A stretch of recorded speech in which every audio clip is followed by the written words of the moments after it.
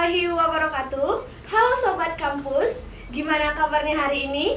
Nah, Sobat Kampus yang ada di rumah, boleh dijawab di rumahnya masing-masing. Dan kita semua berharap Sobat Kampus semuanya dalam keadaan sehat walafiat dan pastinya tetap mematuhi protokol kesehatan. Berbicara soal di rumah aja, tak terasa nih Sobat Kampus, kita sudah berada di tahun kedua bersama COVID-19. Yang kita juga belum tahu sih kapan COVID-19 ini akan berakhir. Namun, pandemik ini tidak bisa menghentikan kita untuk terus berkarya dan berinspirasi untuk menciptakan hal-hal yang baru. Seperti yang saat ini kita lakukan. Selamat berkenalan di Perdana Redaksi Podcast.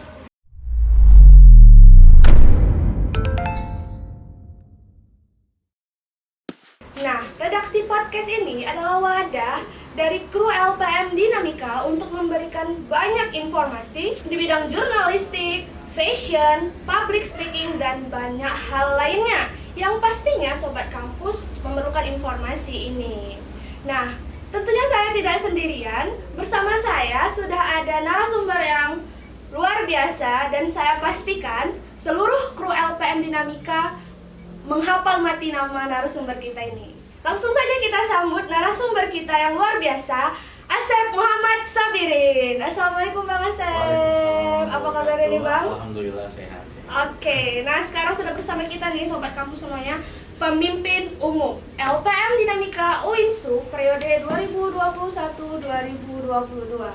Nah, bersama Bang Asep kita akan membahas seputar organisasi, khususnya Dinamika sendiri, karena kita nih tahu kan Bang Asep, mahasiswa baru itu perlu yang namanya organisasi. Yeah. Karena organisasi itu merupakan wadah mereka untuk mengasah kemampuan dan bakatnya, gitu kan. Namun masalahnya beberapa mahasiswa yang baru masuk pastinya bingung memilih organisasi mana yang tepat sesuai dengan bakat mereka. Jadi di sini kita akan membahas, mengulik dan menyelam bersama organisasi Dinamika.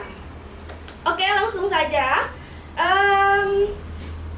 Bang Asep, pemimpin umum LPM Dinamika UINSU periode 2021-2022. Selain memimpin organisasi yang cukup besar di UINSU sendiri, apa sih kesibukan Bang Asep akhir-akhir ini? Kalau sekarang sih ya biasa kuliah gitu, kuliah aja sih, kuliah sambil ngurus roda organisasi itu aja sih ya, sibuk-sibuk seorang pimpinan lah gitu. Oke, Bang Asep kuliah. Nah, boleh tahu dong Bang, Abang jurusan apa sih di UINSU sendiri? Ya, kalau di UINSU itu saya jurusan Hukum Pidana Islam atau sering disebut sebagai jinayah. Oke, anak hukum. Bagi kalian anak hukum, ini nih role model kalian tentunya. Oke, lanjut ya Bang. Nah, di organisasi yang kita ini kan organisasi pers kan Bang. Dan pastinya kita tuh disibukkan dengan bidang jurnalistik. Nah, selain bidang jurnalistik, apa saja sih hal-hal yang menarik yang ada di Dinamika dan Sobat Kampus tuh perlu tahu gitu? Karena kan kita di pandangan Sobat Kampus itu kita tuh ngedit, reporter, apa. Jadi apa aja sih hal yang menarik supaya Sobat Kampus yang ada di rumah juga tertarik nih untuk cari tahu lagi Dinamika itu seperti apa? Silakan Bang. Iya, hal yang menarik Dinamika itu banyak sebenarnya saya rasa ya. Cuman mungkin barangkali yang menarik menurut saya belum tentu menarik menurut orang lain, tapi ini menurut pandangan saya pribadi selama saya Dinamika. Nah, selama saya ada di Dinamika itu banyak sih hal yang menarik. Misalnya Dinamika itu nggak cuma bergerak dalam bidang jurnalistik, tapi kita sering adakan kegiatan yang barangkali lebih kepada sosialisasi gitu, atau mengajarkanlah. Ada beberapa kegiatan kita yang keluar gitu. Misalnya Dinamika itu punya yang namanya Dinamika Institute. Nah, itu Dinamika Institute itu di situ kita sebagai kru Dinamika itu memberikan pengajaran kepada mahasiswa UINSU. Nah, jadi ada nih kesempatan bagus bagi mahasiswa UINSU walaupun dia nggak tergabung di Dinamika, tapi mereka mendapatkan ilmu yang ada di Dinamika. Misalnya ilmu tentang kepenulisan, ilmu tentang desain, ilmu tentang berwirausaha gitu. Nah, ilmu tentang kepenelitian juga gitu. Jadi banyak hal-hal menarik yang ada di Dinamika ini gitu. Jadi jangan ragu sih saya rasa kalau misalnya ada dinamika seperti itu. Nah, banyak juga hal-hal menariknya. Kita nggak cuman apa ya, sebagai mahasiswa UINSU khususnya kan kita harus mendalami bidang agama gitu kan. Jadi di dinamika juga ada itu pengajian yang sering dilakukan yang diadakan setiap Jumatnya. Nah, itu ada namanya dinamika mengkaji Islam atau dinamis. Nah, di situ kru dinamika untuk mahasiswa umum ikut di pengajian itu diikuti oleh ajari langsung oleh yang berpengalaman dalam bidang keagamaan seperti itu. Itu sih hal-hal menarik yang barangkali bisa jadi patokan untuk kawan-kawan barangkali bergabung di dinamika ini gitu. Ya, benar sekali itu kawan-kawan, boleh dicatat hal-hal yang menarik apa aja yang dinamika. Pastinya dinamika itu tidak hanya memberikan manfaat untuk krunya saja, tetapi membawa manfaat banyak sekali untuk warga kampus khususnya UINSU sendiri. Nah, berbicara kru dinamika, pastinya kita punya berapa kru, Bang? Saat ini kita ada 141 kurang lebih kru. 141 dengan 4 divisi. Iya, Ya, benar sekali. Jadi ini kan kita lagi masa pandemi. Dengan 141 kru itu pastinya ada yang di Medan, ada yang di kampungnya masing-masing. Nah, jadi bagaimana dinamika ini memanajemen anggota organisasinya, terkhusus di masa pandemi ini gitu ya. Gini, kalau misalnya dengan banyaknya orang itu kan kita agak susah nih manajemenkan orang. Nah, tapi saya tekankan, saya pahamkan kepada seluruh kru bahwasanya ya udah walaupun dia ada di kampung nggak bisa ikut kegiatan aktif dinamika secara langsung, mereka juga bisa tetap bekerja kok. Karena kita ada beberapa pelatihan yang tetap dilaksanakan secara daring, rapat juga dilaksanakan dengan 2 sistem yaitu luring dan daring gitu. Jadi nggak usah ragu kalau misalnya walaupun kalian ada jauh di Medan di luar Medan sana, tapi tetap bisa kok aktif di dinamika gitu. Intinya tetap jaga konsistensi untuk tetap belajar dinamika seperti itu sih. Jadi itulah yang saya tekankan, yang saya pahamkan kepada kru sekalian gitu. Jadi jangan takut untuk aktif lah gitu. Walaupun ada di kampung sana, jangan pasif. Banyak sih hal-hal yang luar biasa yang mungkin bisa diulik. Ini misalnya gini, kan kita sebagai organisasi penulisan tuh, nah ketika yang tidak di Medan nih sedang jalan-jalan nih, misalnya salah satu kru lagi jalan-jalan, mungkin dia bisa meliput keadaan di sekitar wilayahnya gitu, atau Jadi harus tetap tanggap ya. iya harus tetap aktif lah, produktif lah gitu dengan caranya masing-masing gitu. Jadi jangan takut untuk tetap aktif di dinamika seperti itu. Nah, saya tekankan juga kepada kawan-kawan kru, di dinamika nyebut anggota itu sebagai kru ya biasanya gitu. Jadi saya tekankan kepada kawan-kawan kru bahwasanya jangan takut atau jangan merasa tinggi lah dinamika ini, karena kita di sini sama-sama belajar. Dan ada satu kata yang sering saya ucapkan kepada mereka gini, di dinamika itu nggak boleh merasa yang paling. Maksudnya kita nggak boleh merasa yang paling loyal, kita nggak boleh merasa yang paling pintar, kita nggak boleh merasa yang kita lah yang paling jago di dinamika ini, nggak boleh. Saya rasa di setiap organisasi seperti itu, kita nggak boleh merasa merasa yang paling di organisasi itu. Tapi cobalah kita untuk menjadi yang saling, maksudnya cobalah saling melengkapi, saling berbagi pengetahuan, saling memotivasi gitu. Jadi ketika ada rasa saling di situ, maka muncullah rasa kekeluargaan di dinamika itu. Jadi itu tadi, jangan merasa paling dalam organisasi, tapi cobalah untuk saling gitu. Karena dalam satu organisasi bukan tentang siapa yang menjadi yang terbaik, bukan tentang berlomba-lomba menjadi yang terbaik, tapi bersama-sama untuk menjadi yang lebih baik. Seperti itu sih. Itu sih konsep berorganisasi biasanya. Ya, oke, luar biasa sekali ya kata-kata mutiara dari pemimpin umum kita. Boleh diterapkan juga nih untuk sobat kampus yang ada di rumah. Kita tuh jangan pernah merasa paling ya kan. Jadi kita nanti tuh tinggi hati. Ya, benar. Oke, ngomong-ngomong soal kru yang tadi banyak banget itu Bang, 141 kru. Nah, jadi sobat kampus yang di rumah juga pasti tahu kita tuh sering ada rapat, ada proyeksi. Nah, jadi kan di rapat itu pastinya kita punya banyak pendapat. Kalau 141 kru berarti 141 pendapat. Nah, gimana tuh kita bisa jadi satu pendapat dan bisa menghasilkan karya-karya yang luar biasa. Seperti yang kita lihat ini, di sini ada beberapa karya dari kru LPM Dinamika yang pastinya ini dari 141 pendapat tapi bisa disatukan jadi satu pendapat dan satu karya. Boleh jelaskan dong atau diceritakan? Iya, pendapat ya. Dalam satu apa ya, satu rapat atau satu diskusi pasti ada silang pendapat karena kita dilahirkan dengan orang yang berbeda, dengan sifat yang berbeda, dengan pola pikir yang berbeda, dengan apa ya, dengan didikan yang berbeda. Jadi kita punya pola pikir atau pendapat yang berbeda. Nah, itu hal yang wajar. Tapi saya merasa beruntung tumbuh di dinamika. Maksudnya orang-orang dinamika itu paham arti dari etika berdebat, etika dari berkomunikasi, etika dari beradu argumen. Nah, ketika kita berani menyampaikan argumen, kita harus berani untuk menerima argumen. Nah, yang saya lihat di anak-anak dinamika itu seperti itu. Ketika dia berani untuk menyampaikan pendapat, nah dia harus berani juga untuk menerima pendapat orang lain. Nah, seperti itu. Jadi untuk menyatukan pendapat mereka ketika udah berbeda sebenarnya kita nggak bisa memang menyatukan pendapat, tapi kita jalan terbaiknya adalah mengambil tengah, menengahi pendapat mereka gitu. Misalnya ada pendapat A dan pendapat B dengan sama-sama punya argumen yang kuat nih, jadi kita ambil jalan tengahnya gitu, ambil tengah-tengah dari pendapat mereka. Kayak diagram Venn nih, lingkaran satu dengan lingkaran dua digabungkan, yang bertumbukan itulah hal yang terbaik saya rasa gitu. Jadi itulah menengahi pendapat mereka itu saya rasa lebih baik daripada harus memilih salah satu pendapat. Tapi itu nggak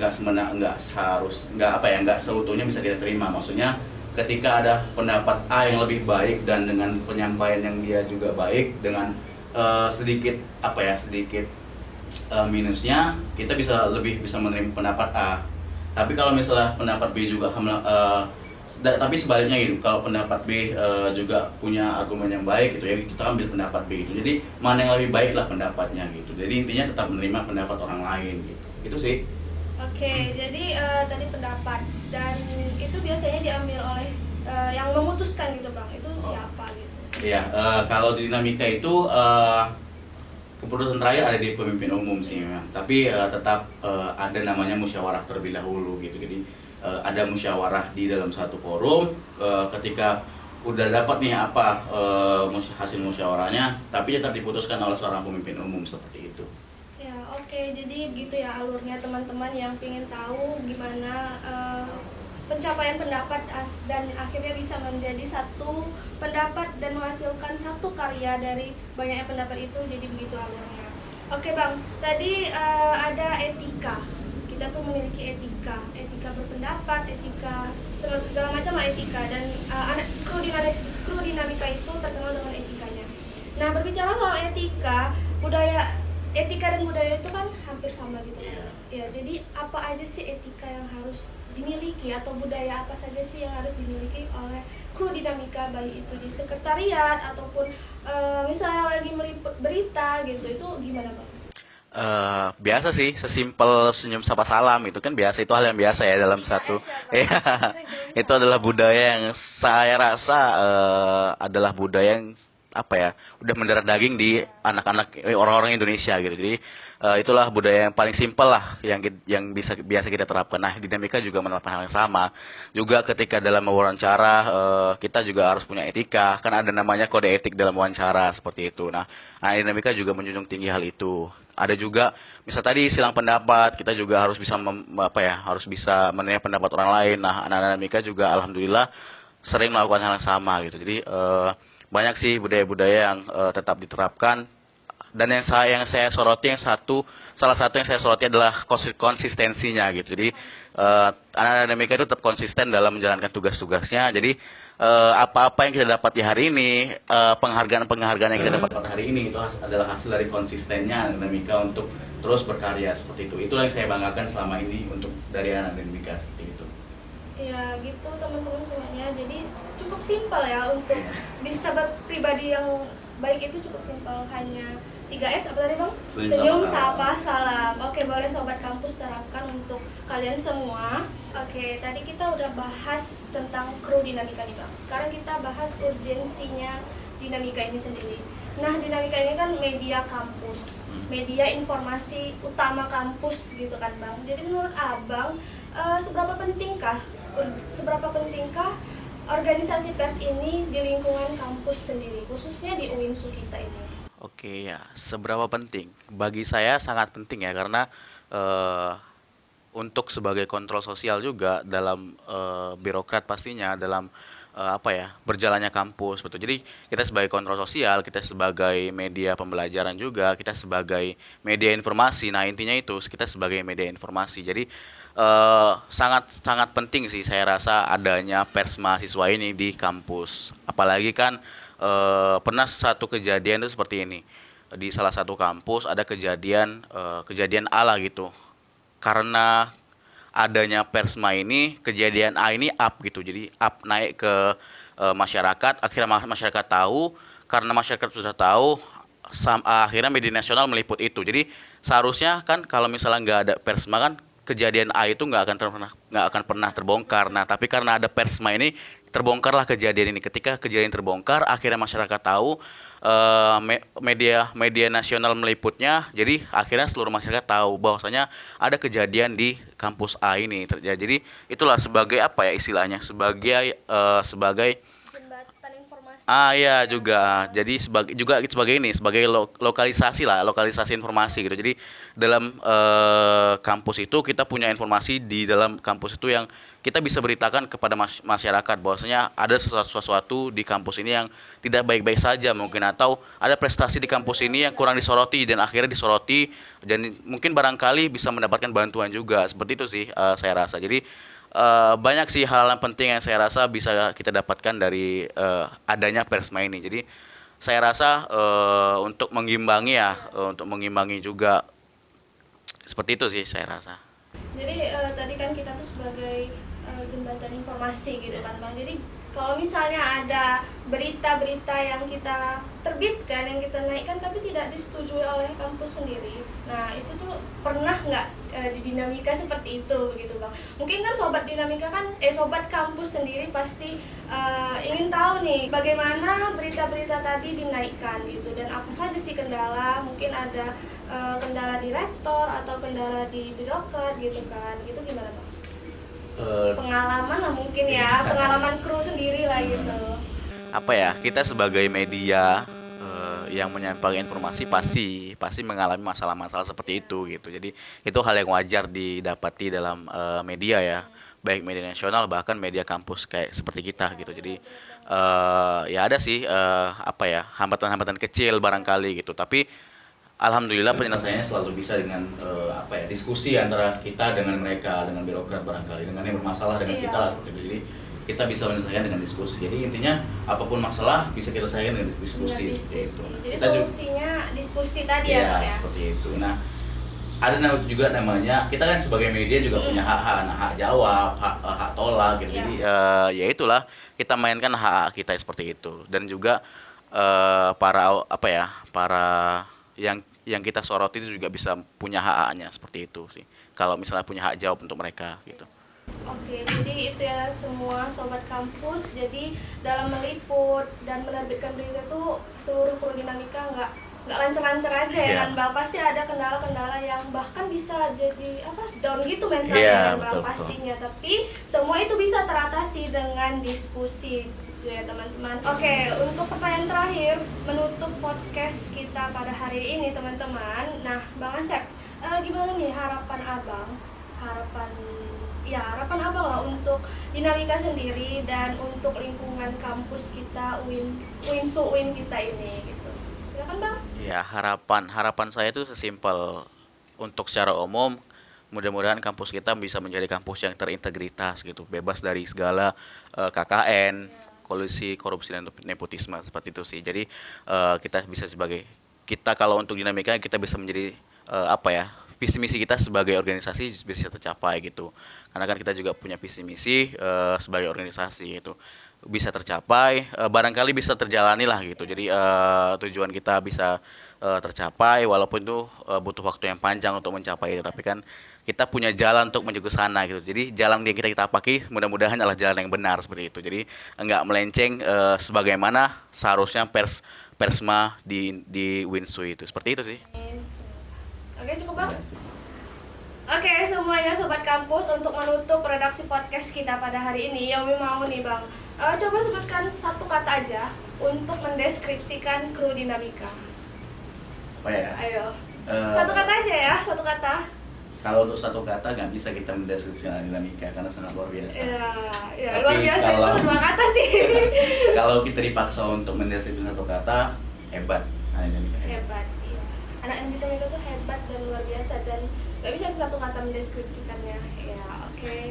Jadi teman-teman semuanya, cukup sekian podcast kita hari ini. Tapi jangan sedih karena kita memiliki banyak episode podcast ke depan yang akan membahas banyak informasi dan jangan sampai ketinggalan. Maka dari itu tetap pantengin YouTube Dinamika dan IG LPM Dinamika Winsu. Baik, terima kasih Bang Asep yang sudah meluangkan waktunya. Semoga sehat terus memimpin organisasi yang besar ini. Oke, Sobat Kampus yang ada di rumah, terima kasih sudah meluangkan waktunya juga untuk menikmati informasi kita pada hari ini. Saya Yomi Saidah, pamit undur diri. Sampai jumpa di redaksi podcast selanjutnya. Assalamualaikum warahmatullahi wabarakatuh.